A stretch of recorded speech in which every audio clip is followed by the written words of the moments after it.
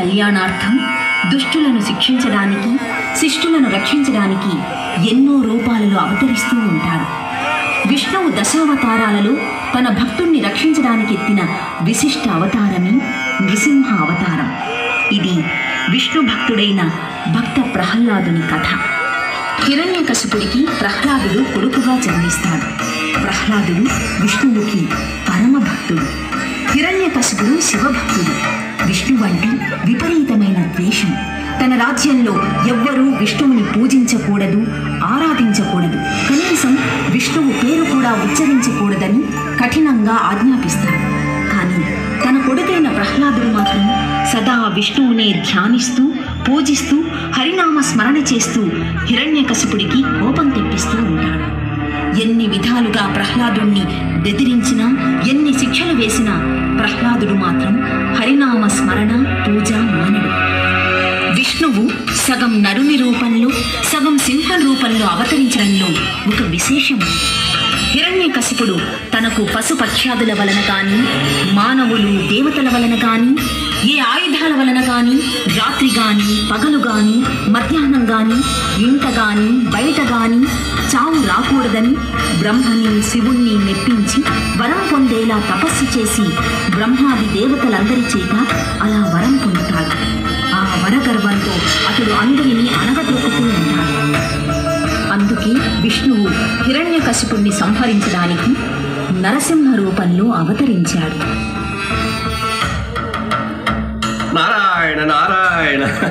హిరణ్యకశిప, నీవు విష్ణుద్వేషివి, కానీ నీ రాజ్యమంతటా విష్ణునామస్మరణం, సేవనం, పూజనం ఉండరాదని ఆజ్ఞాపించారు కదా. నీ ఆజ్ఞను ధిక్కరించిన వారిని కఠినముగా శిక్షించావు కదా. మరి నీ కుమారుడే విష్ణునామస్మరణ చేస్తున్నాడు కదా, ఎందుకు ఊరకుంటివి? మీరు అబద్ధాలు చెబుతున్నారు నారదముని. నా కుమారుడు ఎన్నటికీ అలా చెయ్యడు. ఓ అలాగా, సరే మరి స్వయంగా నీవే చూడు. నీ సుపుత్రుడు చేస్తున్న నారాయణ నామస్మరణం. ఓం నమో నారాయణాయ, ఓం నమో నారాయణాయ, ఓం నమో నారాయణాయ, ఓం నమో భగవతే వాసుదేవాయ, ఓం నమో భగవతే వాసుదేవాయ. ప్రహ్లాదా, నిన్ను చంపి తీరుతాను. హరినామస్మరణ మానమంటే నన్నే ధిక్కరిస్తావా? తండ్రి, నన్ను చంపినా సరే నేను హరినామస్మరణ మానను.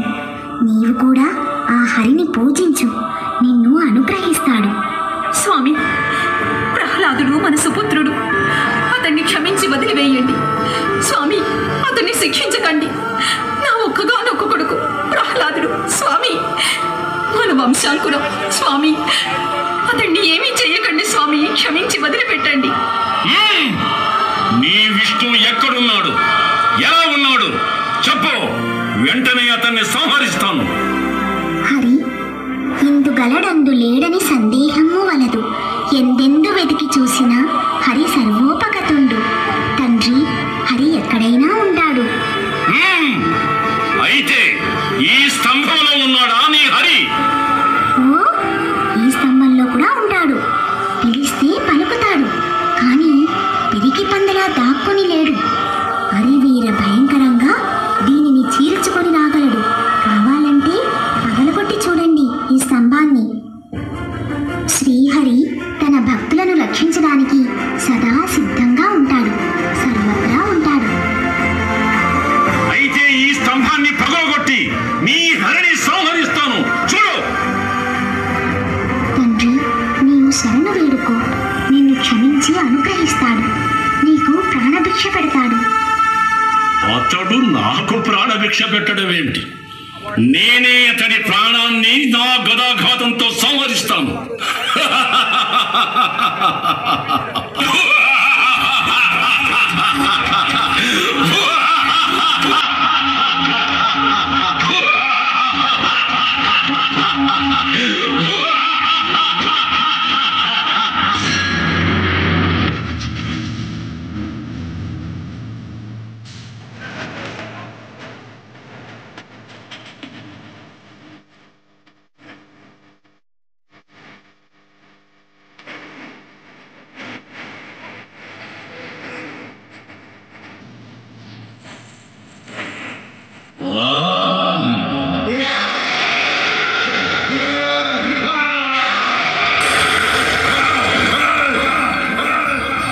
శాంతించు స్వామి, శాంతించు. నా తండ్రి గారికి మోక్షాన్ని ప్రసాదించు. ఓం నమో నారాయణాయ, ఓం నమో నారసింహాయ, ఓం నమో నారాయణాయ, ఓం నమో నారసింహాయ. ఈ విధంగా తన భక్తుణ్ణి రక్షించడానికి, దుష్టుడైన హిరణ్యకశిపుణ్ణి శిక్షించడానికి నరసింహ రూపంలో అవతరించాడు విష్ణువు. గోవింద గోవింద గోవింద గోవింద గోవింద గోవింద గోవింద గోవింద వెంకటేశ్వర.